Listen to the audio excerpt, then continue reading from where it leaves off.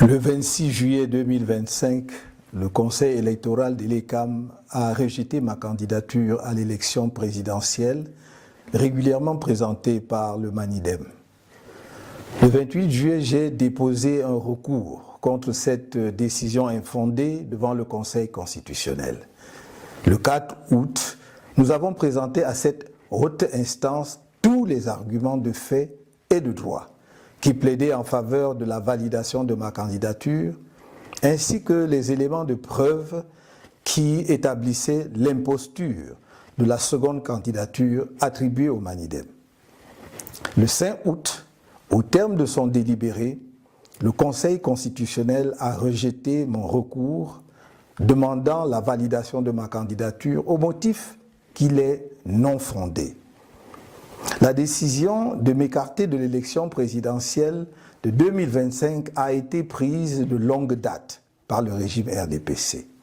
Ce régime n'a jamais supporté que nous ayons évité le gros piège politique des élections législatives et municipales de 2020 en choisissant le boycott.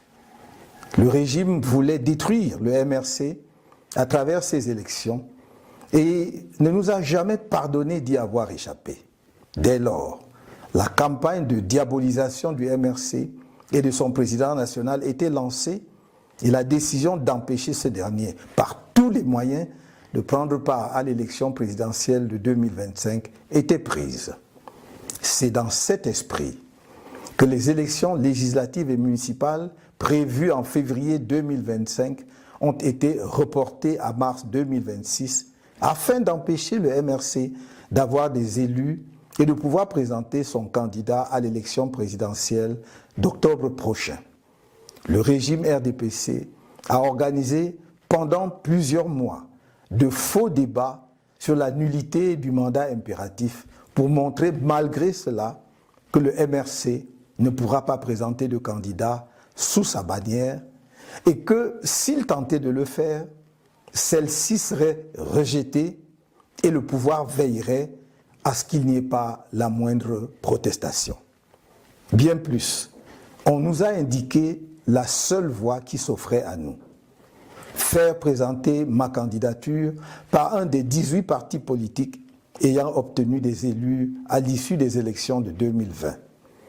Je dois redire que rien n'interdisait au MRC de présenter un candidat à cette élection présidentielle. Mais il fallait éviter de donner au régime un prétexte pour rejeter une candidature présentée par le MRC, car le rejet de la nullité du mandat impératif était devenu pour ce régime une question de vie ou de mort.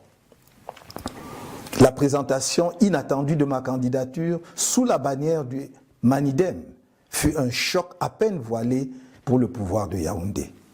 Pris de court, le régime en place s'est empressé de fabriquer un nouveau président de MANIDEM ainsi que son dossier de candidature pour créer artificiellement ce qu'on a appelé une pluralité d'investiture. Camerounaises, Camerounais, mes chers compatriotes, j'adresse mes remerciements chaleureux à tous ceux nombreux qui m'ont manifesté sans relâche leur soutien patriotique et démocratique durant cet épisode qui vient de se dénouer devant le Conseil constitutionnel le mardi 5 août 2025. Je remercie tout particulièrement l'honorable Jean-Michel Ninche, président national du FCC, coordonnateur de l'APC, ainsi que tous les membres de l'APC qui avaient décidé de porter ma candidature. Dans la même veine, je remercie le président national du MANIDEM, M. Anissé Georges Ekane, pour son patriotisme remarquable et son sens de l'histoire, sa fidélité aux idéaux qui fondèrent son engagement politique, son courage et sa détermination à voir notre pays reprendre sa marche nationaliste vers le progrès. C'est aussi pour moi l'occasion de saluer l'engagement exceptionnel de tous les responsables ainsi que les militants du MANIDEM pour leur soutien à ma candidature. J'exprime ma reconnaissance aux dirigeants et aux nombreux militants du MRC pour leur soutien indéfectible, leur engagement inébranlable et leur courage remarquable face aux multiples épreuves qui lui sont imposées au quotidien par un régime sans inspiration ni aucune vision pour le pays. Mes chers compatriotes, j'ai dit et répété que je ne vous trahirai pas. Et je ne vous ai pas trahi. En revanche, le Conseil constitutionnel, la justice et l'ECAM, le pouvoir en place à travers le ministère de l'administration territoriale notamment, qui a été de tous les mauvais coups contre nous, vous ont trahis sans état d'âme. La communauté internationale, notamment l'Organisation des Nations Unies, qui a signé une convention secrète avec l'ECAM le 9 mai 2025, prétendument pour garantir la transparence de l'élection présidentielle de 2025, vous a trahi. Cette communauté internationale, si prompte à se montrer aux côtés de la dictature qui écrase le peuple camerounais, ne s'est pas sentie concernée par le crime politique du régime RDPC contre notre peuple. Bien au contraire, elle s'est assise sur les valeurs qu'elle dit promouvoir et qu'elle prétend défendre. Mes chers compatriotes, dans le cadre de la préparation de ma campagne à l'élection présidentielle d'octobre prochain, j'ai procédé le 30 janvier 2025 au lancement de la levée des fonds irrelatifs conformément à la législation en vigueur. Suite au rejet de ma candidature, j'informe l'opinion publique que les contributions pour ma campagne à la dite élection sont désormais closes. En dépit des dépenses déjà effectuées dans le cadre de cette campagne, j'informe qu'il sera procédé au remboursement des contributions reçues dans les comptes bancaires ouverts à cette occasion, ainsi que dans les différents comptes chez les opérateurs mobiles. Des mesures d'ordre pratique sont en train d'être prises à cet effet. Camerounaises, Camerounais, mes chers compatriotes, je suis debout et resterai à vos côtés. La lutte continue. Vive le Cameroun!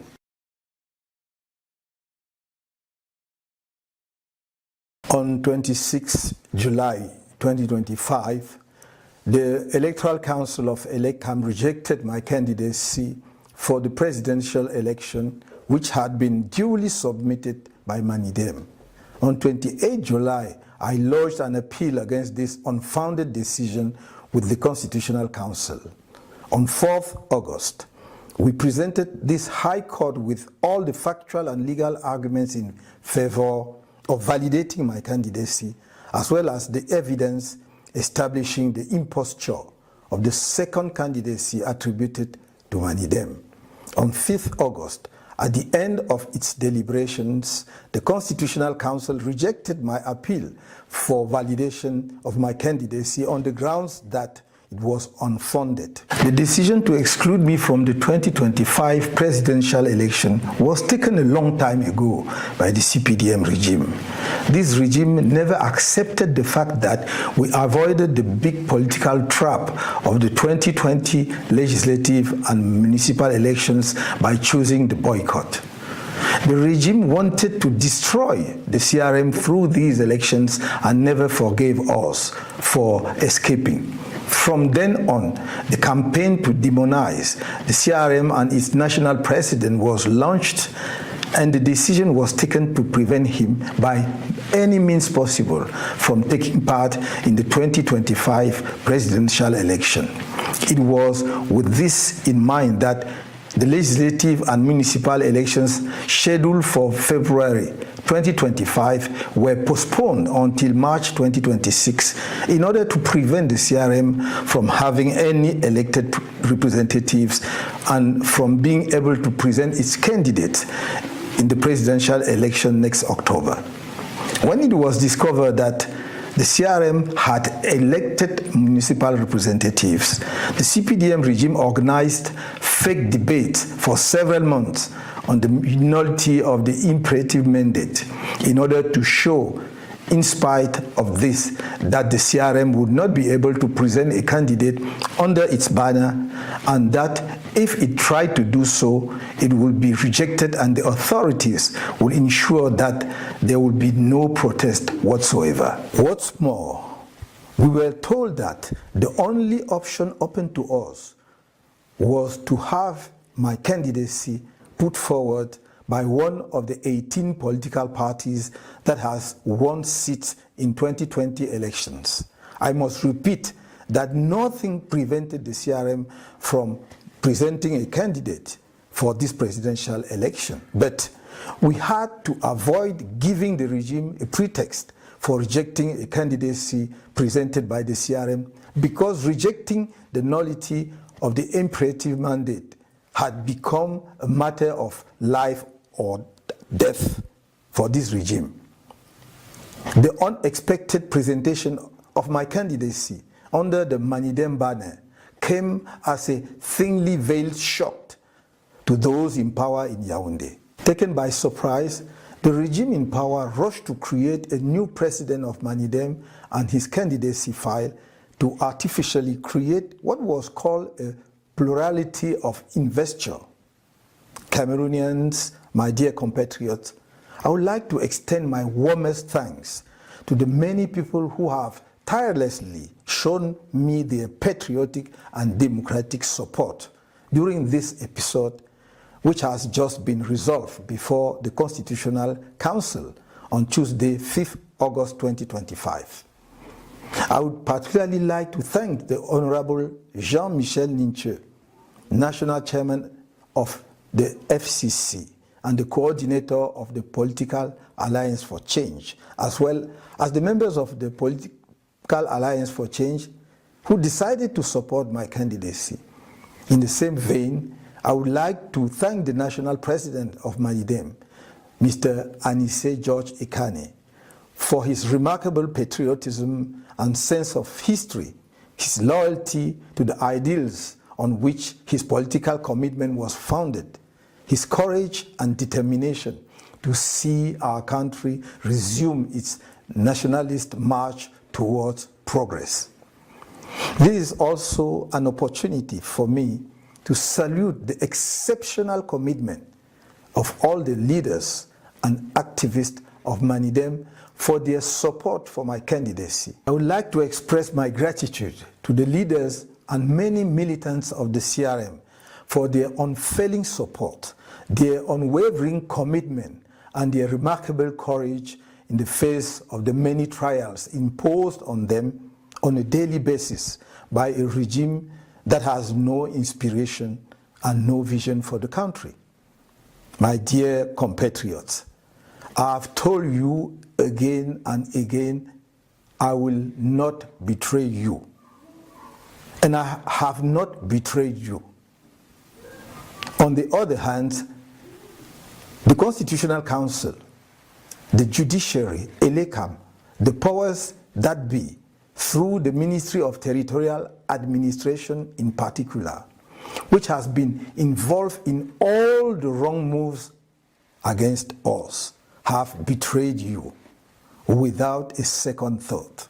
The international community, notably the UN, which signed a secret agreement with ELECAM on 9th May 2025, supposedly to guarantee the transparency of the 2025 presidential election, has betrayed you. This international community, so quick to stand by the dictatorship that is crushing the Cameroonian people, did not feel concerned by the CPDM regime's political crime against our people. On the contrary, it has sat on the values it claims to promote and defend. My dear compatriots, as part of the preparations for my campaign for the presidential election next October, on 30 January 2025, I launched the fundraising campaign in accordance with the legislation in vigor. Following the rejection of my candidacy, I would like to inform the public that contributions to my campaign for the forthcoming elections are now closed. Despite the expenses already incurred in connection with this campaign, I hereby inform you that the contributions received in the bank accounts open for this purpose and in the various accounts with mobile operators will be reimbursed. Practical measures are being taken to this regard. Cameroonians, my dear compatriots, I'm on my feet and will remain at your side. The struggle continues. Long live Cameroon.